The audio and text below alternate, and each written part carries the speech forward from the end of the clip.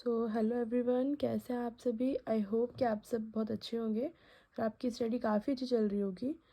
NEET exam में काफ़ी कम time में समय बचा हुआ है। आई होप कि आप सभी अपनी स्टडी काफ़ी अच्छे से कर रहे होंगे ताकि आपको MBBS सीट मिल सके। चलिए इसी के साथ हम शुरू करते हैं अपना नेक्स्ट टॉपिक, बंध्यता। बंध्यता के बारे में चर्चा किए बिना जनन स्वास्थ्य पर चर्चा अधूरी है। भारत सहित पूरी दुनिया में बहुत से दंपति बंधे हैं, अर्थात उन्मुक्त या असुरक्षित सहवास के बावजूद वे बच्चे पैदा कर पाने में असमर्थ होते हैं। इसके अनेक कारण हो सकते हैं जो कि शारीरिक, जन्मजात रोग जन्य, औषधिक, प्रतिरक्षात्मक और यहाँ तक कि वे मनोवैज्ञानिक भी हो सकते हैं। भारतवर्ष में प्रायः दंपतियों में बच्चा न होने का दोष स्त्रियों को ही दिया जाता है, जबकि प्रायः ऐसा नहीं होता है। यह समस्या पुरुष साथी में भी हो सकती है। विशिष्ट स्वास्थ्य सेवा इकाइयाँ, बंध्यता क्लिनिक आदि नैदानिक जांच में सहायक हो सकती हैं और इनमें से कुछ विकारों का उपचार करके दंपतियों को बच्चे पैदा करने में मदद दे सकती है। फिर भी जहाँ ऐसे दोषों को ठीक करना संभव नहीं है, वहाँ कुछ विशेष तकनीकों द्वारा बच्चा पैदा करने में मदद की जा सकती है। ये तकनीकें सहायक जनन प्रौद्योगिकियाँ ART कहलाती हैं। ये बहुत ही इम्पॉर्टेंट पैराग्राफ है। तो चलिए देखते हैं NCERT की लाइंस। पात्र निषेचन IVF इन विट्रो फर्टिलाइजेशन, अर्थात शरीर से बाहर लगभग शरीर के भीतर जैसी स्थितियों में निषेचन के द्वारा भ्रूण स्थानांतरण ET ऐसा एक उपाय हो सकता है। इस विधि में, जिसे लोकप्रिय रूप से टेस्ट ट्यूब बेबी कार्यक्रम के नाम से जाना जाता है, इसमें प्रयोगशाला में पत्नी का या दाता स्त्री के अंडे से पति अथवा दाता पुरुष से प्राप्त किए गए शुक्राणुओं को एकत्रित करके प्रयोगशाला में अनुरूपी परिस्थितियों में युग्मनज बनने के लिए प्रेरित किया जाता है। इस युग्मनज या प्रारंभिक भ्रूण 8 ब्लास्टोमेयर तक को फैलोपियन नलिकाओं में स्थानांतरित किया जाता है, जिसे युग्मनज अंडवाहिनी फैलोपी स्थानांतरण अर्थात zygote intra fallopian transfer ZIFT कहते हैं। और जो भ्रूण 8 ब्लास्टोमेयर से अधिक का होता है उसे परिवर्धन हेतु गर्भाशय में स्थानांतरित कर दिया जाता है। इसे इंट्रा यूटेराइन ट्रांसफर IUT कहते हैं। जिन स्त्रियों में गर्भधारण की समस्या रहती है, उनकी सहायता के लिए जीव निषेचन इन विवो फर्टिलाइजेशन, स्त्री के भीतर ही युग्मकों का संलयन से बनने वाले भ्रूणों को भी स्थानांतरण के लिए प्रयोग में लाया जा सकता है।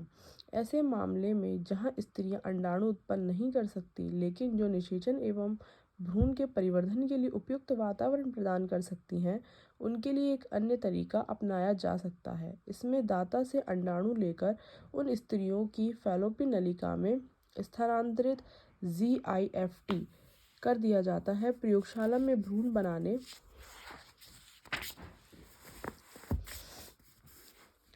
के लिए अंतःकोशिकीय शुक्राणु निक्षेपण ICSI दूसरी विशिष्ट प्रक्रिया है, जिसमें शुक्राणु को सीधे ही अंडाणु में अंतःक्षेपित किया जाता है।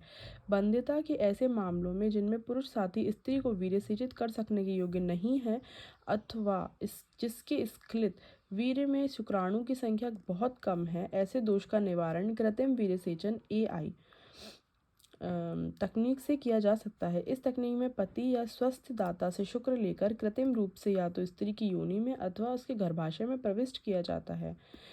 इसे अतः गर्भाशय वीर्यसेचन IUI कहते हैं। यद्यपि बहुत सारे विकल्प उपलब्ध हैं, किंतु इन सभी तकनीकों में विशेषीकृत व्यावसायिक विशेषज्ञों द्वारा एवं क्रियाओं हेतु अति उच्च परिशुद्धता पूर्ण संचालन हैंडलिंग की आवश्यकता होती है और ये बहुत महंगी भी होती है। इसलिए पूरे देश में फिलहाल ये सुविधाएं केवल कुछ शहरों में ही उपलब्ध हैं।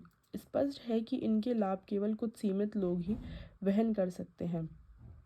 इन उपायों को अपनाने में भावनात्मक, धार्मिक और सामाजिक घटक भी काफ़ी निर्धारक होते हैं।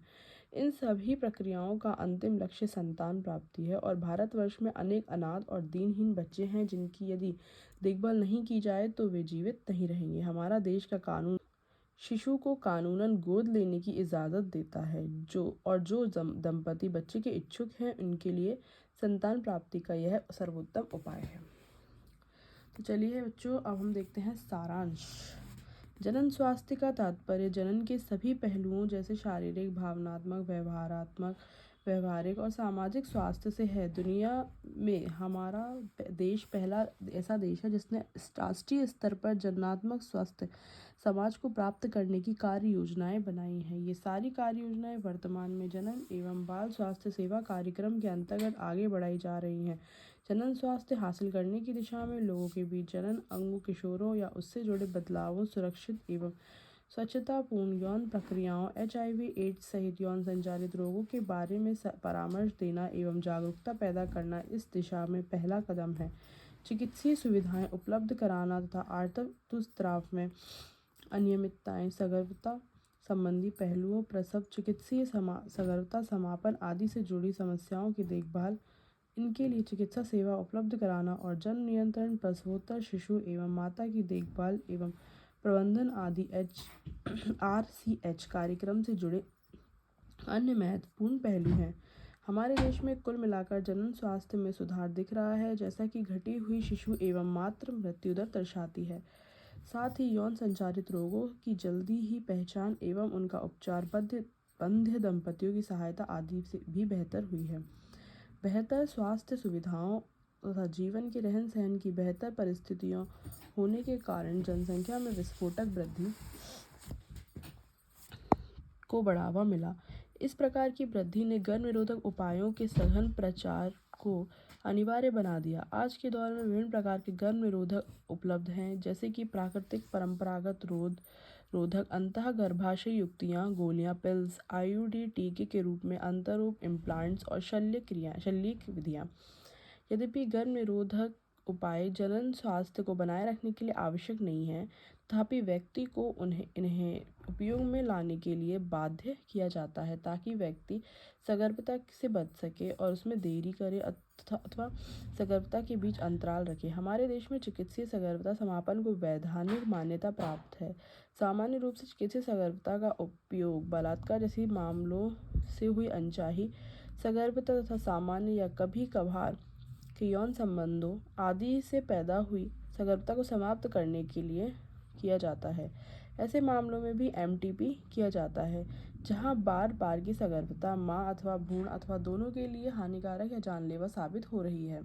यौन संबंधों द्वारा संचारित होने वाले रोगों या संक्रमणों को यौन संचारित रोग STD कहा जाता है। श्रोणि शोथज रोग PID, मृत शिशु जन्म और बंध्यता जैसी घटनाएं भी इनसे जुड़ी होती हैं। इन रोगों का जल्दी पता लगा लेने से इन्हें इलाज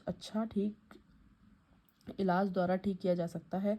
अनजान व्यक्ति या बहुत सारे साथियों से मैथुन से बचा जाना चाहिए।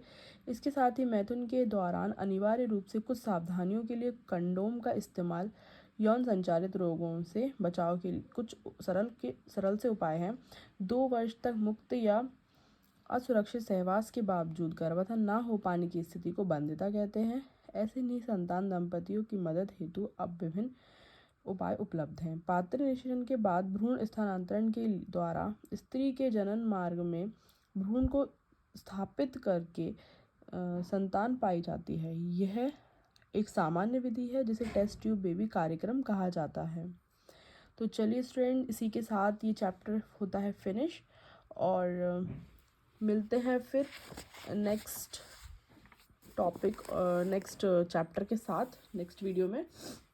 अगर आपको ये वीडियो पसंद आ रही हो तो प्लीज़ आप इसे लाइक कीजिए, कमेंट कीजिए, दोस्तों के साथ शेयर कीजिए और सब्सक्राइब कीजिए चैनल को और कमेंट करके बताइए कि नेक्स्ट वीडियो किस चैप्टर पे आपको चाहिए, तो मैं उस चैप्टर पे वो वीडियो बनाकर अपलोड कर दूँगी। तो मिलते हैं फिर नेक्स्ट वीडियो में। Thank you students, take care, bye bye.